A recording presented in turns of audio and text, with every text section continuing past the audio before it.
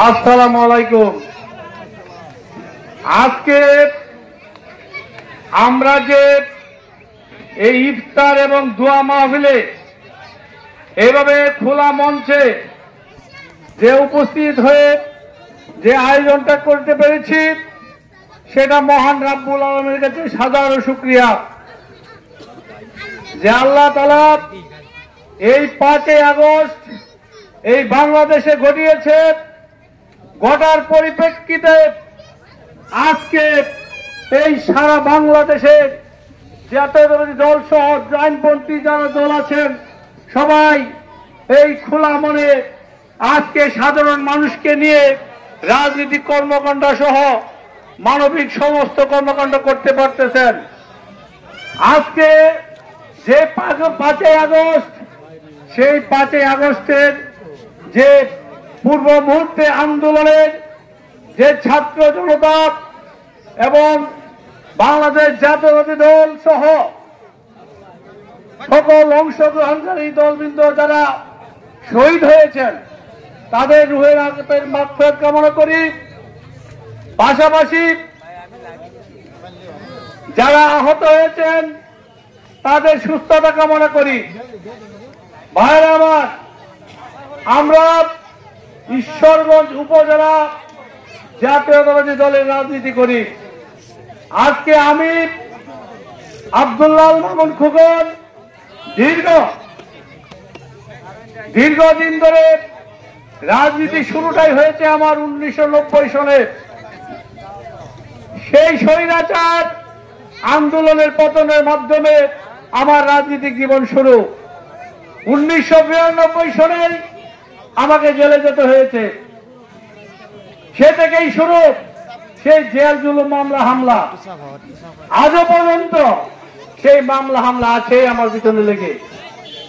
ভাইয়েরা আমার, গত 17 বছরে যে আওয়ামী লীগ সরকার, যে তার পেটোয়া বাহিনী, যে তার ছাত্রলীগ, যুবলীগ, হ্যামলেট বাহিনী যেভাবে আমাদেরকে সারা দেশে বিএনপি যারা আছেন তাদের উপর যে অত্যাচার করেছেন, সেই অত্যাচারের মাত্রা এতই বৈজ্ঞানিক ছিল যে অত্যাচারের কারণে আল্লাহ তাআলা নিজেই আজকে এই 5 আগস্ট ঘটিয়েছেন।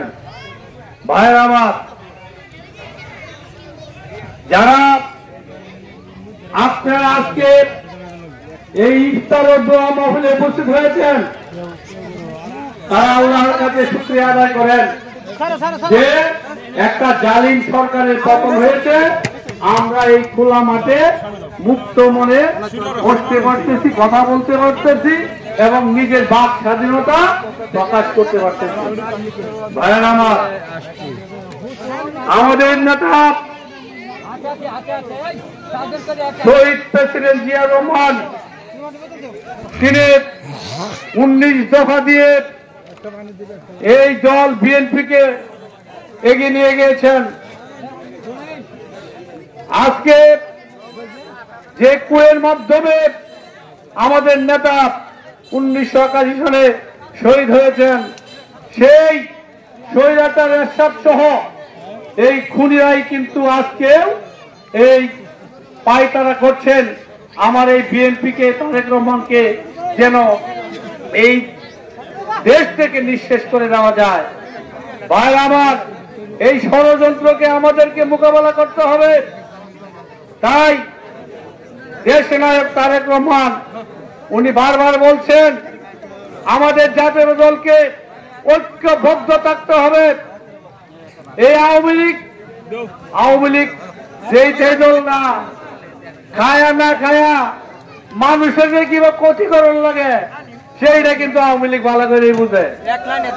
আমরা কিন্তু এই 17 বছর জেল জুলুম মামলা খায়া যেবা বলায় রয়েছি, এইভাবে কিন্তু তারা এই 7 মাস ঐশ্বর্য হয়ে গেছে। এখন আমাদের বিএনপি কিছু নেতা কর্মীদের উপরে তারা ভর করে এলাকায় আবার প্রভাব বিস্তার করতে চেষ্টা করতেন। ভাইয়েরা আমার, সেইগুলো হতে দেওয়া যাবে না। আপনাদেরকে ঐক্যবদ্ধ থেকে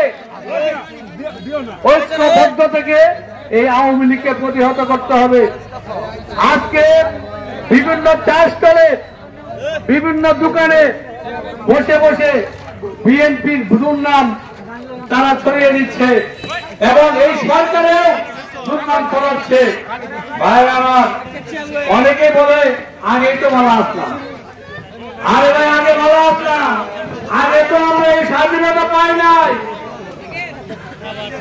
আগে আমরা এভাবে রাজনৈতিক প্রোগ্রাম এবং সাধারণ মানুষের যে কথাবার্তা সেটা আমরা শুনতেও পারি নাই, বলতেও পারি নাই। আজকে যে স্বাধীনতা পেয়েছি সেই স্বাধীনতাকে আমরাই নিজেরাই ধরে রাখতে হবে। আজকে ঈশ্বরগঞ্জের রাজনীতির প্রেক্ষাপটে আমার রাজনৈতিক সহযোগ বাবুল সাহেব বলেছেন যে আমরা অনেকেই কমিটিতে আসতে পারি নাই, উপজেলা আহ্বায়ক কমিটিতে। আমি বলবো যে আপনারা যদি আমার ঈশ্বরগঞ্জের বিগত দিনে যে উপজেলা বিএনপির পরিচিতি সভার আমার বক্তব্যটা শুনে থাকেন, সেই জায়গায় আপনারা ভালো করে বুঝবেন যে একমাত্র আমি ঈশ্বরগঞ্জের যে প্রতিবাদ, গ্রামগঞ্জে যারা ইউনিয়ন লেভেলে যারা বিএনপি করে মামলা খেয়েছে, জেল জুলুম কেটেছে, তাদেরকে কেন কমিটিতে রাখা হয় নাই? সেই প্রতিবাদ, সেই কথা আমি বলেছি এবং সেন্ট্রাল নেতৃবৃন্দের সামনে বলেছি।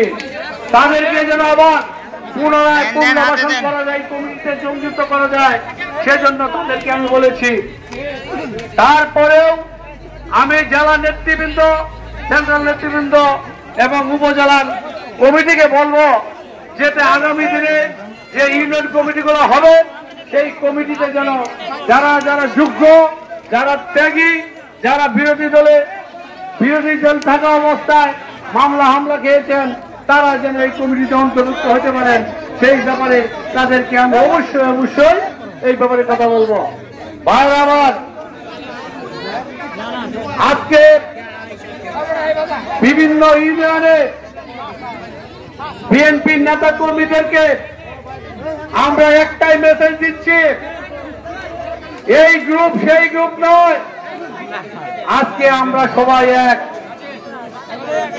আজকে আওয়ামী লীগ 7 মাস পলায় থেকে অসহ্য হয়ে গেছেন, আমরা 17 বছরের যেটা অসহ্য লাগে নাই।